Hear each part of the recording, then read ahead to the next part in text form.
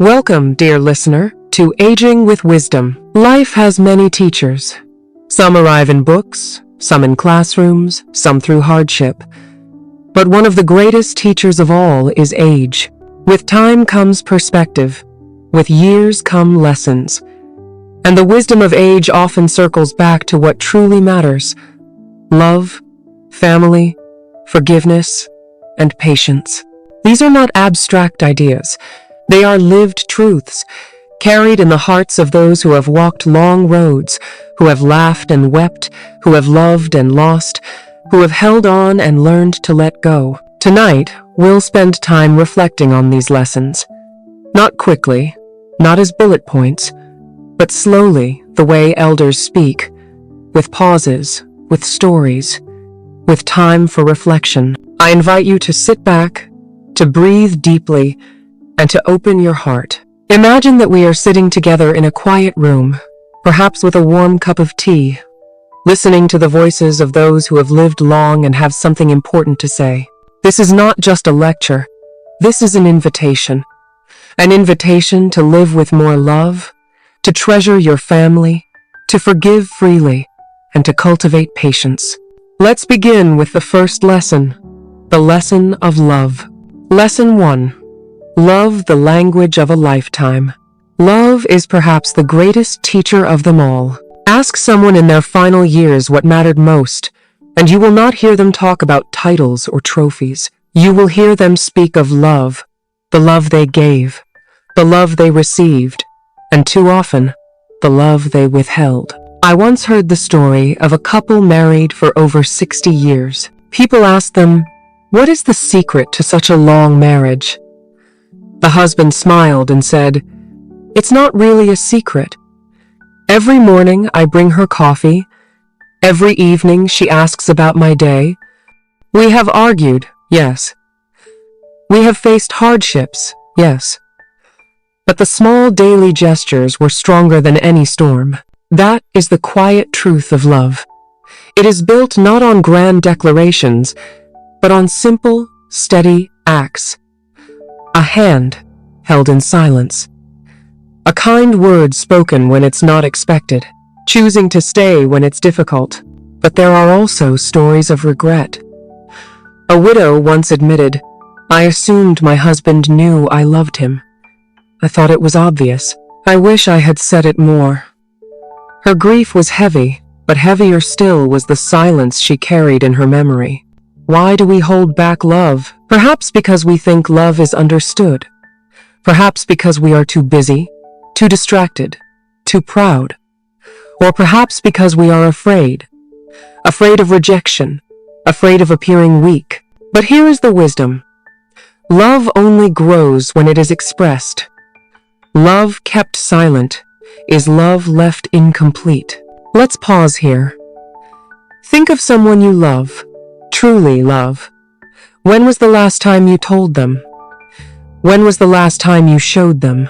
If today were your last day, would they know, without question, how much they mean to you? The elderly often say it now. Show it now. Don't wait, because one day you may wish for just one more hug, one more chance to speak the words, one more moment to show your heart. Here are 3 practices that age has taught us about love. 1. Love in the ordinary. Don't wait for anniversaries or big milestones. Love lives in the daily, in meals shared, in greetings and goodbyes, in the way you listen when someone speaks. 2. Express affection often. Say "I love you." Say it plainly, say it often. Don't assume people know, let them hear it. Let them feel it. 3. Understand love as a choice. Feelings come and go, but love is a decision repeated daily. It is patience, forgiveness, kindness. It is showing up, even when it's hard. Let me share another story. An elderly woman once said, "My husband and I had a tradition. No matter how angry we were, we never ended the day without saying goodnight and holding hands. Some nights, we held hands in silence, still upset. But the act reminded us, Beneath the anger, love was still there. That ritual carried us through decades. Love does not erase conflict. It holds us steady through it. And love is not always romantic. It is the care of a friend who stays when others leave. It is the sacrifice of a parent who gives without expecting return. It is the laughter of siblings who share memories no one else can understand. Age teaches us that love is the true currency of life. Everything else, wealth, recognition, possessions, fades. But the love you gave, the love you received, and the love you refused to hold back that remains. So don't wait, don't assume, don't hold it in. Say the words, show the kindness, make the call, hug a little longer, forgive a little faster, because at the end of the journey, love will be the only language that matters. Lesson 2. Family, our first and last circle. After love, age teaches us about family. Family is where we begin, and often where we end. It is the circle that shapes us, wounds us, heals us, and in many ways, defines our story. I once heard an old man say, "You can spend your whole life chasing after the world, but when you fall, it is your family who picks you up, or who wishes they could have, if you had not pushed them away." Family is not always easy. There are conflicts, misunderstandings, and disappointments. Brothers stop speaking, sisters carry grudges, parents and children drift apart. But at the end of life, when everything else is stripped away, people rarely speak of their bank accounts or achievements. They speak of family, the connections that brought them joy, and the ones they regret letting slip away. Let me share a story. 2 sisters grew up inseparable. But in adulthood, a disagreement over inheritance divided them. Years passed. Weddings came and went. Children were born. And still, they would not speak. One of them, nearing the end of her life, confessed to her nurse, "We wasted decades over something that didn't matter. I wish I could go back and tell her I love her. I wish I had chosen her over pride." That is what age teaches us. Family is worth more than pride. But there are also stories of beauty. A grandfather who never earned much money, never owned a big house, never traveled far. Yet every Sunday, he gathered his children and grandchildren around his table. The food was simple, sometimes just soup and bread. But the ritual was sacred. Those who sat at his table remember those Sundays with more warmth than any vacation or luxury. Family, you see, is not measured in money or possessions. It is measured in presence, in rituals, in love woven into ordinary moments. Let's pause here. Think of your own family, whether close or distant, peaceful or strained. Is there someone you need to call? Is there a tradition you can revive? Is there a word of gratitude you've left unsaid? Because one day, the voices at your family table will grow quiet. One day, the chair will be empty, and you will wish you had cherished them while you could. Here are 3 practices that age has taught us about family. 1. Build rituals, not just memories. Holidays, Sunday dinners, even simple phone calls, these rituals weave a sense of belonging that lasts for generations. 2. Choose presence over perfection. Families don't need perfect meals, perfect houses, or perfect moments. What they need is you, your presence, your attention, your laughter, your care. 3. Express gratitude often. A simple thank you to a parent, a sibling, a child can mend more than you realize. Let me tell you another story. A man in his 80s shared, "I was always busy at work. I told myself I was doing it for my family, but the truth is, my family just wanted me home. They didn't want the money as much as they wanted me." His eyes filled with tears as he said, "If I could go back, I would have left the office earlier. I would have tucked my children into bed. I would have gone on more walks with my wife. Because now, All I have is regret that I traded time for things that never mattered. Family is fragile, but it is also forgiving. Even after years apart, one phone call can open a door. One gesture of love can heal decades of silence. So don't wait.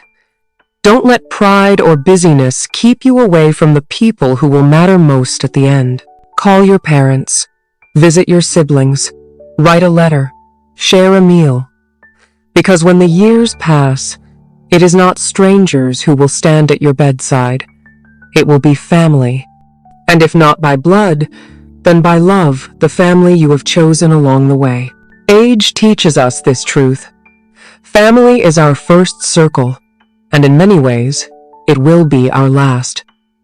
Treasure it. Lesson 3. Forgiveness. The freedom of letting go. Of all the lessons age teaches, forgiveness is one of the hardest and one of the most necessary.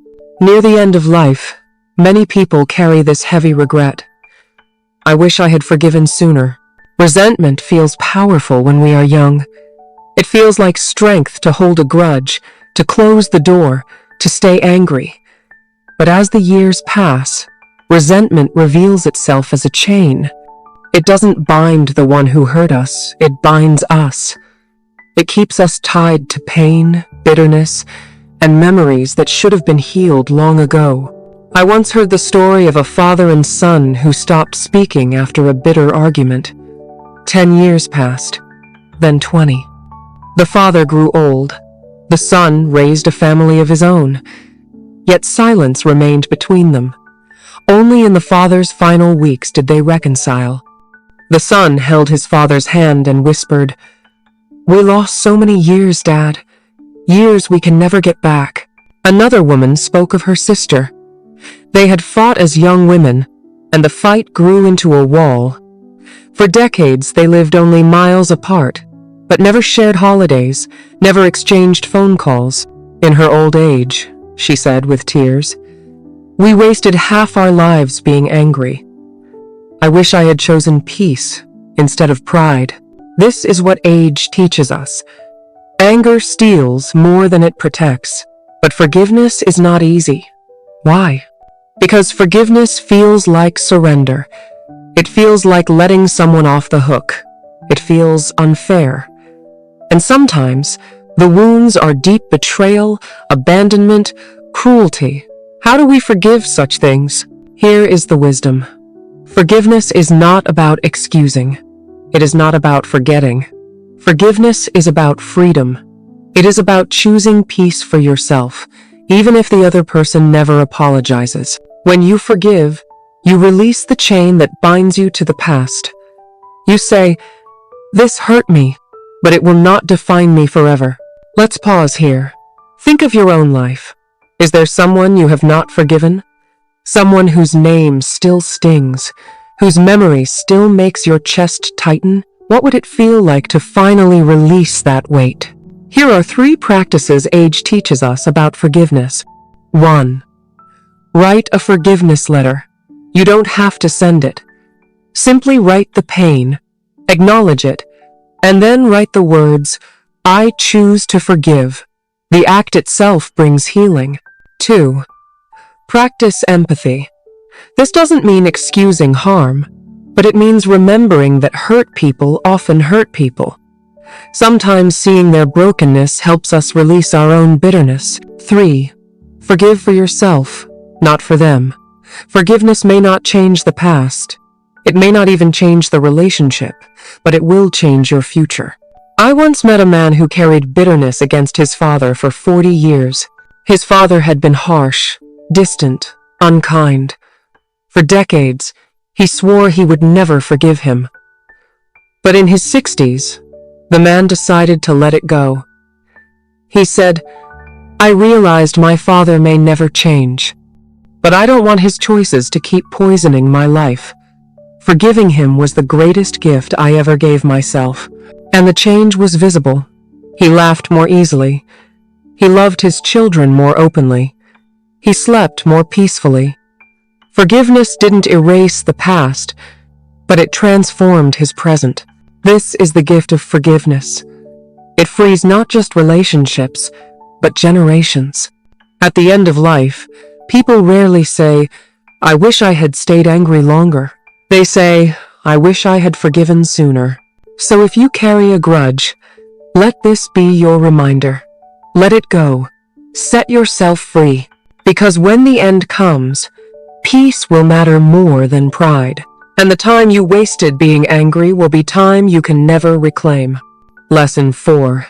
Patience, the gentle teacher. Patience is one of the quietest teachers of age, and also one of the most profound. When we are young, we rush, we chase, we demand answers, results, success, and love on our own timetable. But as the years pass, life itself teaches us to slow down, to wait, to trust that some things cannot be hurried. I once heard an elderly man say, "You cannot rush sunsets. You cannot rush healing. You cannot rush love. They all unfold in their own time." Patience is not weakness. Patience is strength under control. It is the wisdom to know that some things, the best things, take time. Let me share a story. A grandmother raised her grandchildren after their parents could not. She said the hardest lesson was patience. Patience when they were angry. Patience when they made mistakes. Patience with her own weariness. But in the end, she said, patience gave me the chance to see them grow into kind people. Without patience, I would have missed the beauty hidden in the hard days. Another story. A couple married for over 50 years said the secret was not passion, not wealth, not even shared goals. The secret was patience. Patience when we disagreed. Patience when we were tired. Patience when one of us failed. Patience to wait for each other to grow. Patience is love stretched across time. Why is patience so hard? Because we live in a world of instant gratification. One-click shopping, instant messages, fast food, quick answers. We are trained to believe waiting is wasted time. But waiting is often where the deepest growth happens. A seed must stay underground before it breaks into the light. A wound must close slowly before it heals. Relationships, too, need time. Time to deepen. Time to mature. Time to recover from hurt. Let's pause here. Where in your life do you feel impatient right now? With yourself? With your work? With your family? With healing? What might it look like to slow down? To trust the process? To give time the chance to do its quiet work? Here are 3 practices that age teaches us about patience. 1. Pause before reacting. When emotions rise, wait. Take a breath. Count to 10. Patience is often found in the space between impulse and action. 2. Accept life's seasons. Children grow slowly. Relationships evolve over years. Healing takes time. Don't demand spring in the middle of winter. Trust the season you are in. 3. Practice presence. Impatience often comes from living in the future. Patience comes from living in the now. Be fully present with the person in front of you, with the task in your hands, with the moment as it is. Let me share one final story on patience. A man in his later years reflected on his marriage. He said, "When we were young, I wanted quick solutions to every problem. If she was upset, I wanted her to cheer up immediately. If we disagreed, I wanted it resolved that night. But over time, I learned that love needs space. Sometimes, you have to wait. Sometimes, the most loving thing you can do is sit quietly beside someone until they are ready." This is patience. The willingness to sit in the silence, to endure the wait, to trust the process. At the end of life, people rarely regret being too patient. But many regret the words spoken in haste, the relationships hurt by rushing, the moments missed because they were too busy chasing the next thing. Age teaches us that patience is not about doing nothing. It is about doing the right thing at the right time. and trusting the rest to unfold. So slow down, breathe, trust the seasons, because some of life's greatest gifts arrive not when we demand them, but when we are finally ready to receive them. We have walked together tonight through the lessons age teaches about love, family, forgiveness, and patience. Each of these lessons is not just an idea, but a lived truth. They are the distilled wisdom of countless lives, lives filled with both joy and mistakes, victories and regrets. So let us pause and remember them one last time. Love teaches us that affection must be spoken, and shown that love withheld is love wasted. Family reminds us that presence matters more than perfection, and that the table we gather around is worth more than the trophies we collect. Forgiveness teaches us that bitterness steals joy, but release brings peace. And patience reminds us that the best things in life, healing, growth, love itself, take time and cannot be rushed. These are not small lessons. They are life-shaping truths. And yet, so often, we forget them. We get busy.